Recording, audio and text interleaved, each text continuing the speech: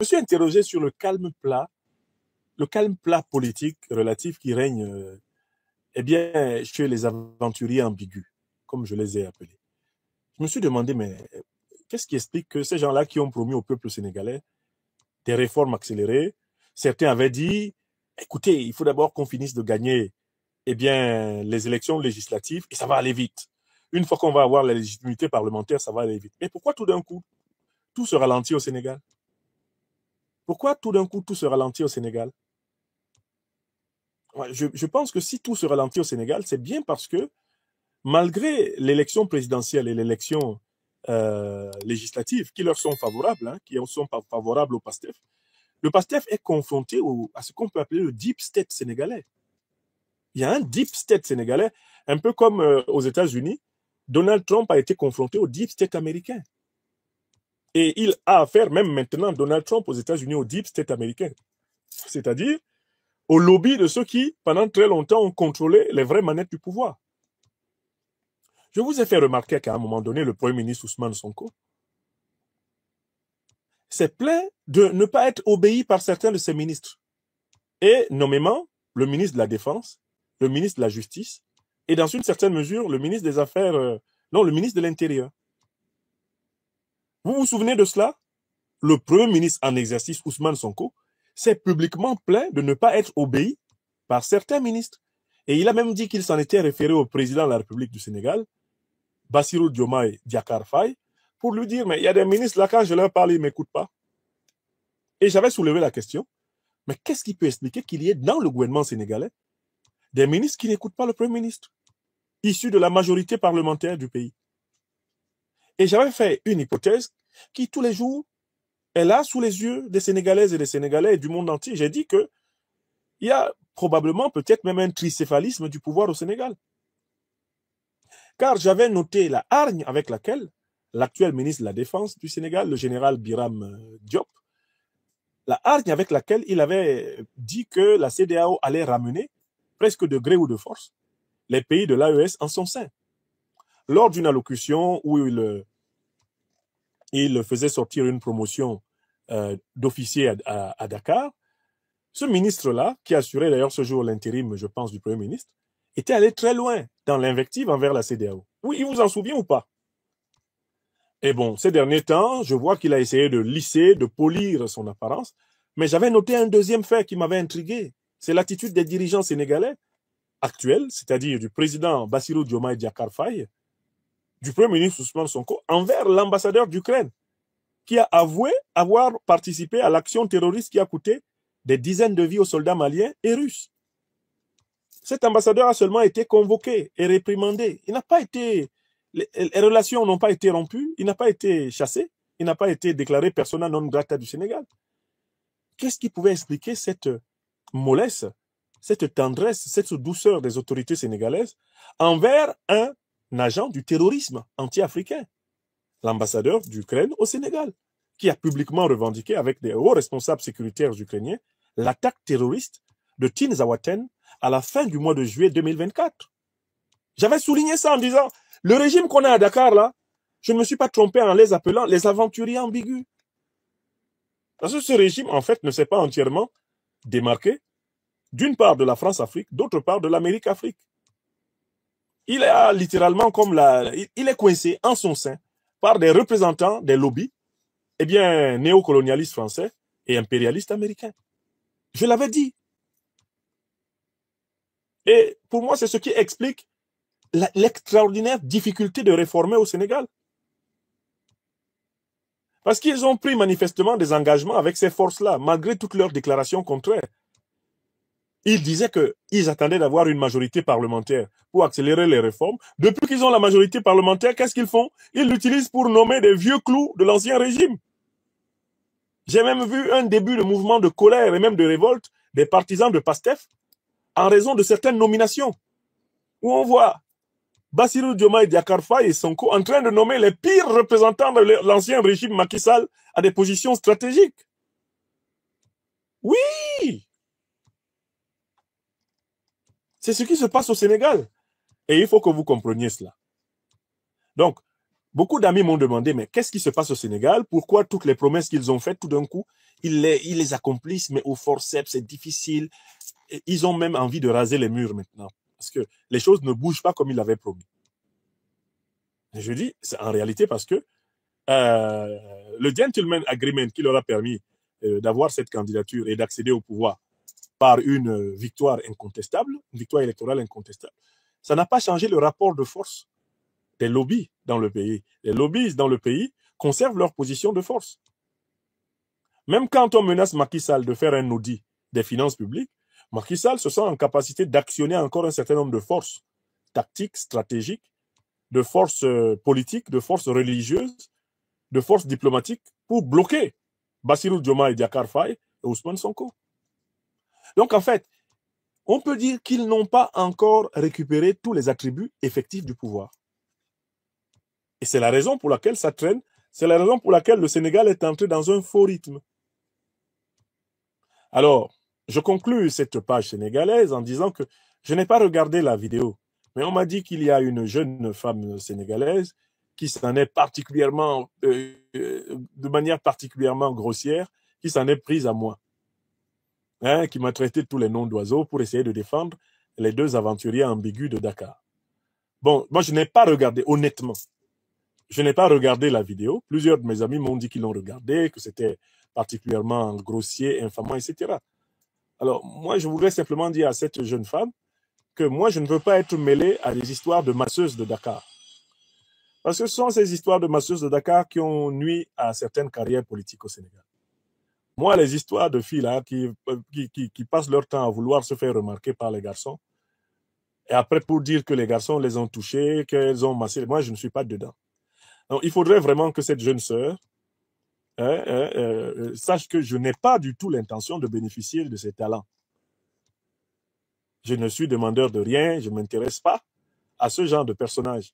Les personnages qui sont des femmes qui sont grossières là sur les réseaux sociaux et qui sont toujours dans un langage de l'obscénité presque sexuelle, ces femmes-là, bien souvent en réalité, sont bien souvent en réalité des tentations qui sont mises sur le marché politique pour nuire à la réputation des hommes qui font la politique. Et il me souvient que c'est ce genre de femmes-là qui a coûté la candidature à la présidence de la République au Premier ministre Ousmane Sonko. Donc, dites à cette jeune sœur que moi, les histoires de masseuses de Dakar, là, je ne suis pas dedans. Il ne faut pas qu'elle me prenne pour quelqu'un qui serait à la recherche d'une masseuse de Dakar. C'est tout. Maintenant, pour tout ce qu'elle a dit sur moi, elle ne me connaît pas. Je m'en fous. Je m'en fous. Mais dites-lui simplement que moi, je ne suis pas dans les histoires de masseuses de Dakar. Ça a coûté la carrière, la candidature à la présidentielle à son mentor, qu'elle aille le voir pour lui dire je suis en train de provoquer Monsieur Niamsi là, mais il lui dit qu'il n'est pas dans nos histoires de masseuses de Dakar. C'est ce qu'il a dit. Voilà. Donc, donnez cette réponse-là à la petite sœur là. Hein? Dites-lui que vraiment, je m'en fous, comme de l'an 40, de ce qu'elle peut raconter. Je lui demande de faire une vidéo par jour sur moi. Je m'en fous. Moi, je fais de l'analyse politique, l'analyse géopolitique. Je ne m'occupe pas des petites masseuses de Dakar. Voilà. C'est ça ma réponse. Bon, j'imagine que ça va l'inspirer. Je dis ça exprès pour qu'elle parle encore pendant au moins un mois. Parce que moi, j'ai le cuir épais. Hein. Tu peux raconter ce que tu veux. Une fois que j'ai calculé ton insignifiance, je te pèse une fois. Je ne sais même pas comment elle s'appelle. Je n'ai même pas regardé ce qu'elle a dit. Ce sont mes amis qui m'ont rapporté que c'est une personne grossière qui a un manque de quelque chose. Moi, je lui dis, j'ai rien à combler. Je ne suis pas un aventurier ambigu. Je ne suis pas un émotif de Dakar. Voilà, il faut lui dire ça. Et lui dire de ma part, Djordjeff. Faut, petite sœur, toi aussi, il faut aller sur les réseaux sociaux, parler ce que tu veux. Mais je ne suis pas dans vos affaires de Dakar. Ce sont mes frères, les Gabonais. Après que j'ai analysé l'interview du général Dansoman de Libreville, Oligui Nguema, hein, le candidat de la France-Afrique, désormais soutenu par le parti des Bongos, il est soutenu par le PDG. Et il dit qu'il est l'homme de la rupture. Et quelle rupture? C'est vraiment un plaisantin. Alors, moi, j'ai analysé son interview. C'est lui qui a dit que les Gabonais n'avaient pas bien compris le français, qui n'avait pas dit que lui n'allait pas être candidat. Il avait dit que le pouvoir allait être remis aux civils. Les Gabonais n'ont pas compris que lui, il pouvait enlever ses galons et devenir civil. Donc, les Gabonais ont des problèmes de français. C'est ce qu'il a dit. Moi, je ne suis pas quelqu'un qui méprise quelqu'un parce qu'il ne parle pas bien français. Non. Puisque moi, eh bien, j'encourage l'usage des langues. Donc, je vais d'abord le dire en bassa à Oligui. Ensuite, je vais vous traduire ce que je lui dis en bassa. Pour lui montrer que, quand je lui demande de parler fan pour qu'on traduise en français, ce n'est pas pour l'humilier, c'est pour l'aider à mieux exprimer sa pensée. A Oligui ngema manque. Voyez, vous calez, bon bagabon, bilogbique, binorbe pour la si longue. Là où ma be calé, on l'obé tel. Ou calé, on yong tel, il ma militaire. Outi tel il ba bourba se les civils. Ouais, bon bagabon, ba norbe pour la si. Wen yi pour la si lorbo. Ndim heyem, mais nyamsi, wa Cameroun, wa Afrika, wa Gabon. Ndim heyem, mais bulona we, a oligingema, amour jong nun. A jong murnu. Ndim heyem, mais bulona we, ye unda wele to pour la si, oui, be porio. Mais yi bon bagabon, ba ma yi kar lowe. Ba lowe kar. Banga bourba ye Gabon, ma yi kar lowe. Nore. Ou tabe le kalbon bagabon le babi tibi be nok pour la si. Le we pour pornten pour la si lo bok nganda. Jong ba nok be we. Nore. John me be emble we. Ou be import ni Marc Perelman ni Christophe Boisbouvier be import ni bo. Me be tibi emble we me tele we mere mu ou hop be import pour la si lo we. Di ho hari lioni mukeri. Nore. Oli gengema ou yibeka. Yega jong jeje mur. Ou ye job jong me kal. Ou yibeka. Tony lem hifang, on y bepor. John Mabuka wale, pour la si lo we, tabele ou songol pour la si lo bon bagabon me meyi. Ba yi kar gabon meyi bo. Bo Grégoire Biyogo, maler nkengi Grégoire Biyogo. Ba le nyen boro por pour la si na we oligenge man ko henyo. Mla bepor. Ba le shem sou mat Grégoire Biyogo an televi port we oligenge man ko henyo. Nore? John Mabuka dire un derle bang bon ba Afrika. Pour la si bon obe hawe ha Gabon. Pascaline Bongo yenga ba hawe ha Gabon. Élection be yon ye koba. Whip hotel bon ye koba. Ou ye mur whip tel. Ou tanebe hangi Gabon nyu bon ba Gabon. Yene hangi Gabon nyu pour la si. Pour la si bon ba hawe ha. Macron yenga ba hawe ha. Voilà. Donc, là, j'ai parlé en bassa bantou. Pour dire aux Gabonaises et aux Gabonais que moi, je ne suis pas un déraciné. Hein. Mais man longiem. Mais man Africa. Je ne suis pas un déraciné.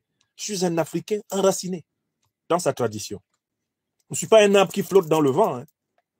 Mes racines sont profondes dans le suc de la terre, mère d'Afrique. Vous comprenez? Donc, je n'ai pas dit à Oligui Nguema que le critère pour être un bon homme politique, c'est de bien parler français. Non, je l'ai pris au mot. C'est lui qui a dit que les Gabonais n'ont pas compris le français. Et que quand il disait qu'il allait donner le pouvoir aux civils, il parlait de lui-même. Mais les Gabonais n'ont pas compris parce qu'ils ne maîtrisent pas les nuances du français. C'est ce qu'il a dit. Il dit, j'ai dit que j'allais rendre le pouvoir aux civils. Je n'ai pas dit que je n'allais pas être candidat. Ça fait deux phrases françaises différentes. C'est ce qu'Oligui a dit. Donc, les Gabonais ne savent pas comprendre les phrases françaises. C'est ce contre quoi je me suis insurgé. Vous comprenez? Je me suis insurgé parce que j'ai constaté que dans la même interview, Oligui Nguema a montré des failles, des lacunes. Que dis-je? Des abîmes. C'est un trou en français. Mais comment quelqu'un qui est nul en français peut dire au peuple gabonais que le peuple gabonais n'a pas compris le français alors que lui, il est nul en français? Si lui, il est nul en français, il est mal placé pour juger le niveau de français du peuple gabonais. Qui plus est, moi, les Gabonais, ce sont mes frères et sœurs. J'ai fait une partie de mes études, par exemple, que ce soit en Côte d'Ivoire et notamment en France, avec des Gabonais de très haut niveau, des docteurs. Hein, je ne voudrais pas citer ici mes collègues gabonais, docteurs à l'université de Poitiers, pour que Oligui n'aille même pas leur faire du mal, en pensant qu'ils m'auraient dit quelque chose. Je n'ai même pas échangé avec eux. Mais je connais beaucoup de brillants Gabonais qui sont passés par la fac de Poitiers que j'ai faite. Et notamment le département de philosophie. Je ne veux pas les citer pour ne pas les mettre mal à l'aise parce que Oligui, c'est un fou. Si je cite quelqu'un, il va penser que je suis en conspiration avec cette personne contre lui, alors que ce n'est pas vrai. Donc, je ne cite pas les noms. Mais je voudrais citer un grand Gabonais, un de nos doyens brillantissime universitaire, qui est respecté sur la place de France et dans plusieurs académies scientifiques. C'est le professeur Grégoire Biyogo. Est-ce qu'Oligui peut parler français devant Grégoire Biyogo? Est-ce qu'il peut parler français là où Grégoire Biyogo? Le professeur Ondo Ossa, qui a gagné l'élection contre Ali Bongo là. Est-ce qu'Oligui peut parler le français devant lui? C'est pas parce qu'Oligui a des pistolets, il va chez les gens avec son pistolet. Les gens le saluent gentiment pour qu'il ne tire pas. Ils pensent que ça veut dire qu'il est intelligent. Lui, quand il regarde Ondo Ossa là, il peut lui enseigner quelque chose. Oligui, quand toi-même tu regardes ta tête là, tu regardes Ondo Ossa. Toi, tu peux enseigner au professeur Ondo Ossa quelque chose? Mais le Gabon a des sujets extrêmement brillants dans tous les domaines. C'est à cause de ce régime pourri France-africain que ce pays n'a pas atteint, eh bien, sa vitesse de croisière. Sinon, le Gabon a des cerveaux. Et j'en connais. Donc, moi, j'ai pris Oligui Nguema au mot. Il dit que les Gabonais ne comprennent pas le français. C'est là où j'ai dit non. D'abord, toi-même, là, dans l'interview de 16 minutes que tu as faite avec Perelman et Bois-Bouvier, tous les tchouk-pieds dans lesquels tu as cogné ton pied là en français, je vais noter ça pour qu'on voit déjà que tu n'as pas le niveau. Je n'ai même pas besoin d'aller chercher d'autres déclarations. On prend l'interview. Dans l'interview où tu prétends avoir un niveau de français tellement élevé qu'on n'a pas compris tes phrases, tu montres que tu es nul en français. C'est tout. Alors, j'ai vu des commentaires de ces villageois-là qui sont sortis pour dire « Ah, un intellectuel africain, panafricaniste, qui évalue un président au niveau de son français. » Mais c'est Oligui qui a fait de la langue française un enjeu. C'est pour ça que je lui demande de parler enfant. Hein? Comme il est incapable d'argumenter, comme il est incapable de penser, comme il est incapable de s'exprimer, de produire des idées, il saute en parachute pour impressionner les villageois. Voilà un candidat à l'élection présidentielle pour montrer qu'il est un bon président. Il arrive au stade en parachute. Il se fait lancer dans le stade en parachute. Comme ça, en descendant du ciel, il va faire croire aux plus niais des Gabonais qu'il vient de Dieu. Hein? En Lolengui. En Bassa, on dit « Hey, Oligui est Lolengui. Ah, voilà Oligui qui vient du ciel, comme Jésus. » Quel ciel? Quel ciel? C'est un petit saut en parachute, sans danger même. Il n'y a même pas d'ennemi au sol. Vous le voyez sauter là au stade. Vous pensez que c'est comme ça qu'il sauterait s'il y a une armée qui l'attend au sol? Vous pensez qu'il allait sauter là si une armée l'attendait? S'il y avait une unité qui l'attendait dans le stade avec des fusils pointés vers le haut, vous pensez qu'il allait sauter? Mais Nalmi. Et puis ça impressionne les Gabonais. Les gens appellent « Wow, le président, il a sauté. » Il a sauté. C'est un homme d'à peine 50 ans. Il peut encore sauter en parachute. Et là, il ne courait aucun danger. Il n'y avait même pas une atmosphère. Il n'y avait même pas une pression atmosphérique spéciale. Il n'a qu'à sauter quand il y a un grand vent. On va voir s'il ne va pas se retrouver dans l'estuaire là-bas en train de nager parmi les requins. Voilà des gars qui font des petites prouesses pour épater. C'est un peu comme les gars au quartier. Autrefois, quand on jouait au foot, s'il y a des filles là, du quartier qui viennent se mettre autour du stade, des gars commencent à jouer. Remarquez ça. Pour ceux qui ont grandi en Afrique. Quand on joue un match très simple au quartier, il y a des gars, dès que les filles du quartier, quelques filles du quartier viennent regarder le match, chacun commence à jouer dur, il tacle son ami, chacun veut montrer qu'il a le pied dur. Ceux qui ne dribblent même pas souvent commencent à devenir très dribbleurs. On perd tout sens du jeu collectif. Parce que chacun veut montrer à ces filles-là que lui, il est un bon gars. C'est le comportement d'Oligui. Ah, regardez comment je saute en parachute. Vous n'avez pas vu? Hey, Oligui! Au niveau de l'argument. Allez-vous libérer le Gabon de l'occupation militaire néocoloniale? Allez-vous libérer le Gabon du CFA? Allez-vous donner du travail à la jeunesse gabonaise? En avez-vous la capacité? Allez-vous concevoir un Gabon écologique? Allez-vous donner au Gabon la résolution à ses problèmes d'énergie? Mais est-ce que vous en avez la capacité? Est-ce que vous comprenez la géopolitique monde? Allez-vous vous engager dans la lutte panafricaniste continentale, dans la trace des plus grands Africains de tous les temps? Voilà les questions sur lesquelles on attend l'individu. Il vient dire que les Gabonais ne comprennent pas le français. Et quand on lui montre qu'il a eu 0 pointé, il y a ces villageois qui sautent. Les grands professeurs, moi je vous respectais, hein, mais depuis que vous avez parlé comme ça sur mon président, moi je vous respecte plus. Quand vous cherchez le nom de la personne appelle Mvengema. Mais Mvengema, j'ai compris, non? On ne peut pas le critiquer parce qu'il est de ton ethnie. C'est ça le problème, parce que tu n'as pas d'argument. Tu n'as pas d'argument. Vengema. Un autre sort. Hein, Ona Ondo. Ona Ondo n'est pas content. Je n'ai qu'à faire quoi? Mengeme Obam n'est pas content. Mengeme Obam, ma boya, je fais alors comment? Si ton frère est nul, je dois dire qu'il est bon. Chez nous, en Douala, on dit Mouna Nyongo Abukite Oae, Bambele Mokundae Ioe. Bambele Mokundae Io. Ça veut dire en Douala que quand tu vois que ton frère te dépasse, porte ton sac. En français, Oligui ne dépasse pas la plupart des Gabonais. C'est lui qui doit porter le sac des Gabonais. Et il ose demander aux Gabonais de porter son sac en français. Vous acceptez ça?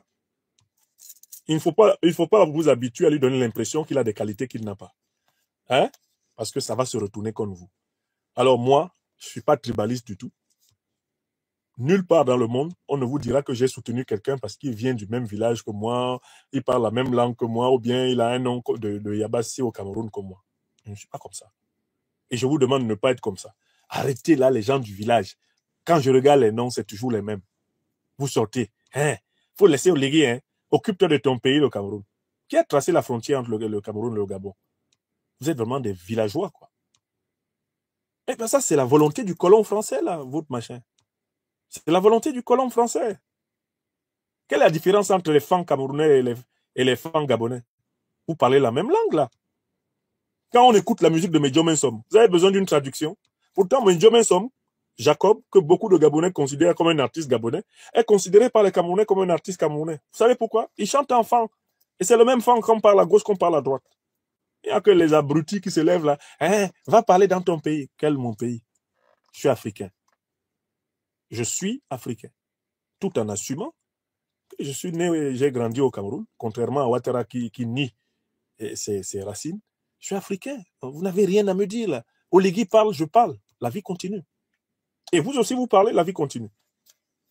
Mais ne venez pas me dire que ma critique, moi je me suis basé sur ce qu'il a dit. Vous voyez, moi, c'est ça. On m'appelle le docteur des preuves. Quand je critique quelqu'un, je passe par ce que la personne fait, ce que la personne dit. Je travaille sur le texte. Donc, si vous voulez critiquer ce que j'ai dit, allez sur le texte. Écoutez les 16 minutes stupides d'Olivier Nguema et dites-moi ce qui est vrai dedans. Dites-moi là où j'ai mal analysé, qu'est-ce que j'ai mal expliqué. Ça m'intéresserait que des Gabonais, qui sont plutôt des oliguistes, viennent prendre mon interprétation de l'interview et disent sur tel point, c'est faux. Prouvez ça. Mais ça va éclairer les Gabonais, les Africains. Mais ne venez pas me dire, ah non, il faut laisser notre candidat tranquille. Va t'occuper de ta vieille momie. Mais Biya, là, c'est une vieille momie pour nous tous. Vous pensez que la dictature du Cameroun, là, ne nuit pas au Gabon? La dictature du Cameroun nuit à toute l'Afrique. Tous les Africains sont en retard à cause de ces dictateurs-là. Vous pensez que nous, au Cameroun, on est seuls dans la merde? Vous êtes dans la merde. D'ailleurs, l'économie gabonaise dépend de l'économie camerounaise, non? Donc, si le Cameroun va mal, le Gabon plonge. Vous le savez ou pas? Alors, trêve de niaiserie à mes frères, les villageois oliguistes. Il faut vous calmer. J'ai fait un lavage à sec de notre frère Oligui. Je lui ai simplement rappelé qu'il n'a pas le niveau. Et j'ai défendu mon peuple, le peuple gabonais. C'est pour le peuple gabonais que je suis sorti. Pour dire, Oligui, il faut respecter notre peuple. Tu ne parles pas mieux français que les Gabonais. Et je connais de très brillants Gabonais qui ont honte quand toi tu parles dans un micro. Voilà. Et c'est le rôle du philosophe. C'est le rôle de l'intellectuel. C'est le rôle de l'analyse politique.